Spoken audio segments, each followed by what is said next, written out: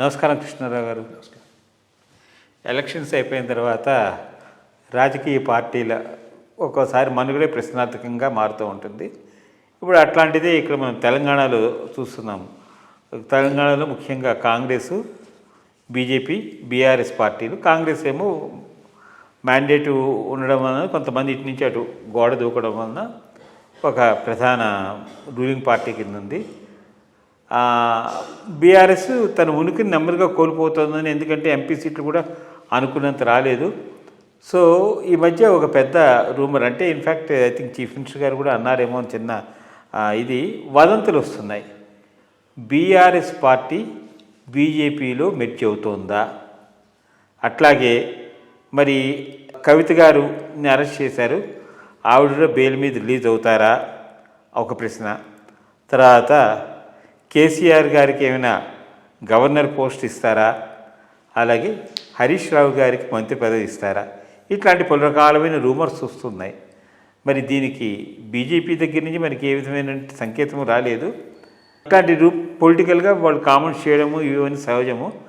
అసలు ఇది సబబు అవుతుందా అవ్వదా?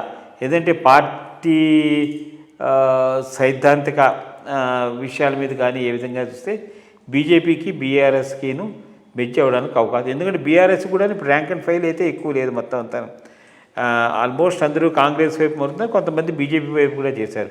ఇలా చేయడం వల్ల బీజేపీకి కూడా ఏమైనా అడ్వాంటేజ్ ఉంటుందా అనే విషయం మీద మీ యొక్క అభిప్రాయం? నేను అనుకోవడం జరగదు. ఎందుకు జరగదు అంటే జరిగినందువలన బీఆర్ఎస్కి వచ్చే లాభం పెద్దగా ఏమీ లేదు, అందుకని జరగదు. బీజేపీ వెల్కమ్ చేస్తుంది. ఎందుకనంటే పూర్తిగా కనుక పార్టీ కనుక బీజేపీలో విలీనమైపోతే వీళ్ళని అకామిడేట్ చేసుకోవటం అనేది పెద్ద విషయం కాదు బీజేపీకి. తెలంగాణలో ఇంకా ఫర్దర్గా స్ట్రెంగ్తన్ అవుతుంది బీజేపీ. కాబట్టి బీజేపీ సైడ్ నుంచి దీనికి ఎటువంటి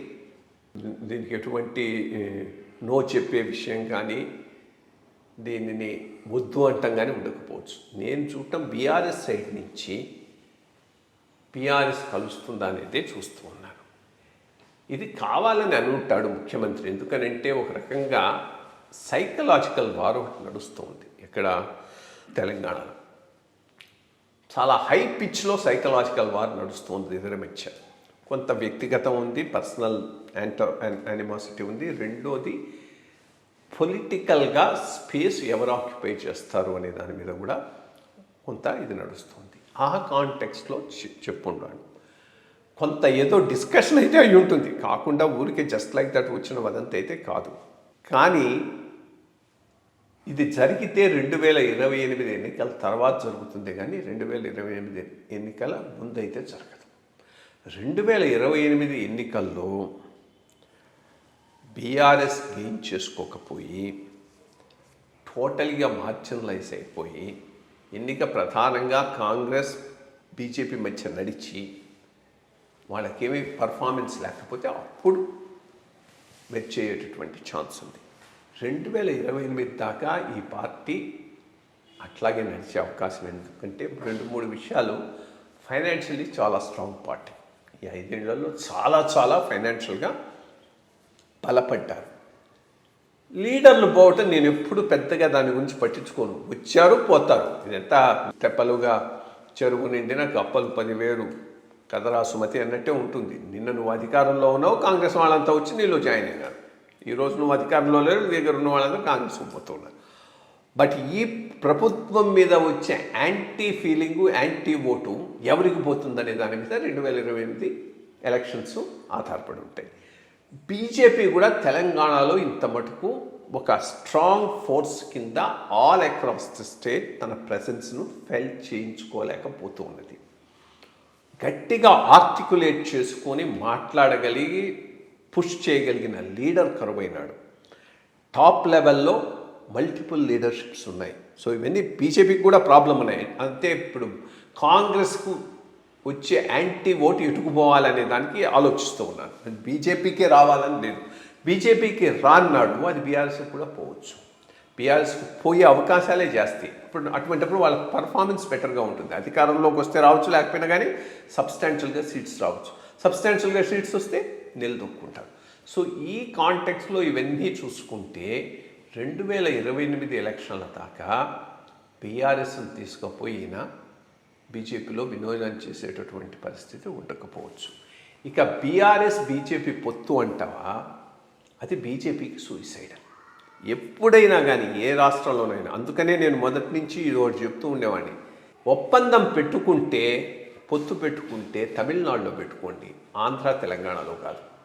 తమిళనాడులో ఏఐడిఎంకేకు బలమైన వారసత్వం లేదు, ఫస్ట్ థింగ్.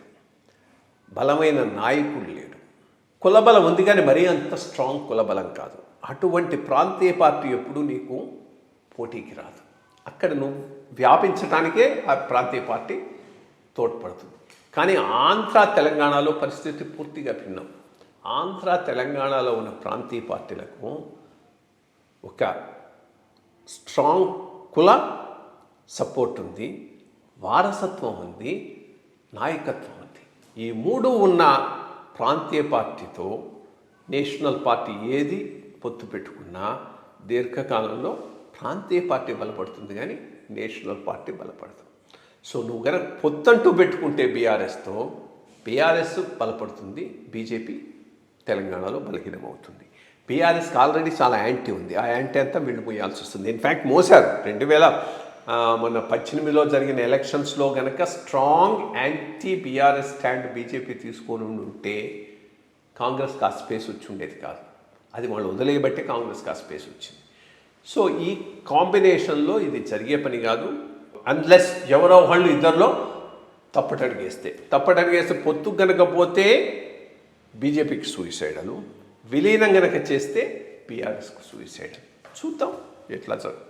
అందులో ఇమ్మీడియట్గా ఏమీ ఎలక్షన్స్ కూడా లేవు కాబట్టి పొత్తు వలన కానీ విలీనం వలన కానీ వీళ్ళు కోరికేది లేదు, వాళ్ళు కోరికేది లేదు. విలీనం బీజేపీకి చాలా ఇంపార్టెంట్. సో బీజేపీ వాళ్ళు పుష్ చేస్తూ ఉండొచ్చు. బట్ వీళ్ళు రెస్పాండ్ అవుతారనేది చాలా క్వశ్చన్ మార్క్తో ఉన్నటువంటి. అంటే బీజేపీ స్టాండ్ కూడా రేపు రాబోయే మిగిలిన రాష్ట్రాల్లో ఎన్నికల ఫలితాల మీద కూడా ఆధారపడి ఉంటుంది స్ట్రాటజీ. అది అక్కడ స్విప్ చేస్తే ఇంకప్పుడు చాలా పైకి వెళ్ళిపోతుంది. వేచి చూద్దాం భవిష్యత్ పరిణామాలు ఎట్లా ఉంటాయనేది. నమస్కారం.